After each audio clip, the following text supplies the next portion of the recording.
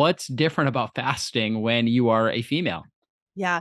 I think the easiest way to understand this is you have to look at how men and women are hormonally driven very differently. So, men, you have testosterone that primarily drives you, and testosterone is made in the testes and it goes up to the brain and converts into estrogen. So, when we look at lifestyle, you really have to focus in just on testosterone. If you can dial in testosterone, estrogen's going to follow. Whereas women, we've got estrogen, progesterone, and testosterone to think about, all of which are made in the ovaries, the adrenals, and peripheral tissues. So that makes it so that we've got to understand the personalities of these hormones and what kind of lifestyle that we have to match to these three hormones. And what's really interesting is that estrogen and progesterone, I think of them like twin sisters. They like look the same, they have the same name, we kind of categorize them the same, but when it comes to lifestyle, we have to treat them vastly different because they have different personalities. So like estrogen does great when you fast. Estrogen is very forgiving of cortisol. So if you want to push your workouts, if you want to push and go into a 3-day water fast, if you want to stay up all night to meet a deadline, when estrogen's coming in, no problem. Progesterone, she's completely the opposite. The week before our periods, we are actually more insulin resistant. Our body tries to bring glucose up in order to make progesterone. And if cortisol is high during that time, progesterone's going to be shy and she's not going to make her appearance. So because of those two hormones, we have to look at fasting differently. And I think that was the part of the conversation that was missing, that we just weren't. What I saw out in the media was everybody was saying women shouldn't fast, women shouldn't do keto. And, as you know, there's just no absolutes in healthcare. There is a path for every individual person. But we have to start as women to look at every single lifestyle tool we use through our hormonal lens. And those two hormones don't play by the same rules. Yeah, it's really important to know estrogen and progesterone, and when your body is producing more estrogen and when your body is producing more progesterone. So when we look at the menstrual cycle, that the first phase is the follicular phase, right? And the second phase is the luteal phase. And then you have ovulation in the middle there. And so which hormones are predominant at which phase? Yeah. So in the book, what I did is because, the follicular, luteal, all of that gets lost on the layperson. So I was like, let's just call them what they are. And so I call the times when hormones are a little bit low, and also one of the times when estrogen is building, I call them the power phases, because estrogen is an extroverted hormone. She is going to make you verbally process more. She's going to make you want to go out into the world and accomplish anything you want to accomplish. She's the party hormone. And she is coming in that follicular phase. So day 1 to day 10 is when estrogen is building. And so you can do your longer fast. You can go keto. In fact, I encourage you to. And then as we move into ovulation, that 5-day period from about day 11 to day 15, we've got estrogen at her peak. So she's at her glory.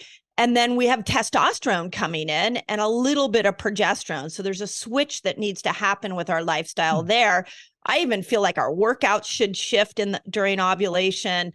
I mean, we should put our focus more on our liver and our gut, because they're going to break those hormones down. So that 5-day period has its own unique set of lifestyle rules. And then you come out of ovulation and you have another dip in hormones. So you can go back. I called that the power phase 2. You can go back into some longer fasts. You can do your extreme workouts. But once we hit day 19, 20, progesterone's coming in. And this is where we need to slow down. We need to focus on recovery. We need to bring in glucose, bring her a little bit higher. And what is so interesting to me is that you ask any woman, and she will tell you, yeah, the week before my period, like, I just want to sit on the couch. I don't really feel like working out. I'm craving carbs. I'm hungry all the time. and I want some chocolate. Well, if you look at the structure of those behaviors, chocolate has magnesium, progesterone needs magnesium, and you need glucose to be higher. So you're getting more of those hunger urges, and especially with carbohydrates, in order to make progesterone.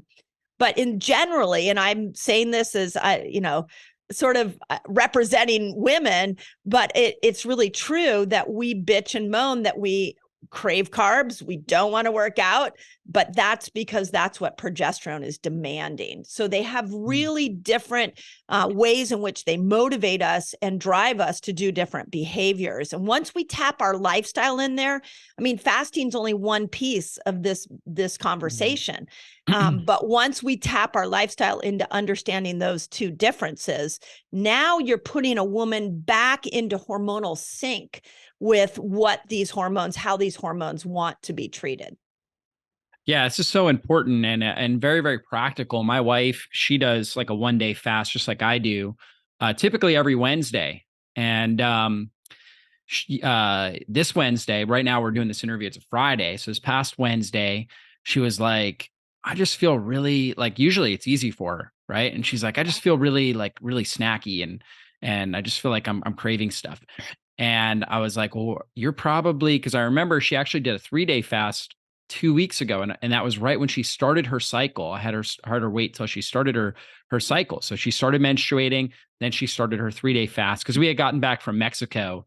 And we were at kind of a resort that was all inclusive. So she was Yeah. like, when I get home, she's like, I'm eating foods I don't normally eat. So when I get home, I'm going to do a 3-day fast. So I'm like, okay, Yeah. well, we'll just time it out for that first day of your cycle, which she did. She had no issues with it. Went great. But I realized I was like, oh, it's about 2 weeks. So I'm like, you're probably ovulating. You're probably right around your ovulation. She Yep. looked at her planner and she's like, oh yeah, tomorrow. And I was like, don't do a fast today. I was like, wait till you're past that. Wait till you're at like day 16 or so. She's like, Perfect. oh, okay. She was happy to hear that. Yeah, right. You get, yeah. And so this is that's perfection what you just did. And this is what I want every woman to know is that we shouldn't be doing anything the same way every day of the month. So that goes for workouts, that goes for, the foods we eat. And when you look at that ovulation window that you were discussing with your wife, is because these three hormones are coming in, you don't really want to you don't want to stimulate autophagy is the bottom line, because with autophagy comes a bit of a detox. It comes the apoptosis where you're getting rid of dysfunctional cells. And when the hormones are high, you're also seeing, I don't know how old she is, but the closer we get it, or the more we move into our 40s, we're seeing 41. a lot. So Yeah. yep. So we're seeing a lot of toxins that are going to be dumped from the stored tissues. Lead, for example, gets stored in the bones. And so when hormones go up, it signals to release lead from the bones. And then, in the perimenopausal years, we'll end up with estrogen high and then estrogen low and then estrogen high. It's like this roller coaster.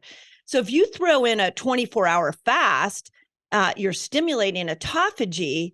Now you've got yourself a double issue where you may be getting rid of toxins at an accelerated rate that's not going to make you feel very good. And then you also have to remember that progesterone comes in during ovulation. So progesterone doesn't want cortisol up and wants a little more glucose. So I recommend 15 hours max during that time. Don't go more than that. But that's a perfect example of where you're doing one thing and she needs to do something different because you're living in two different hormonal bodies.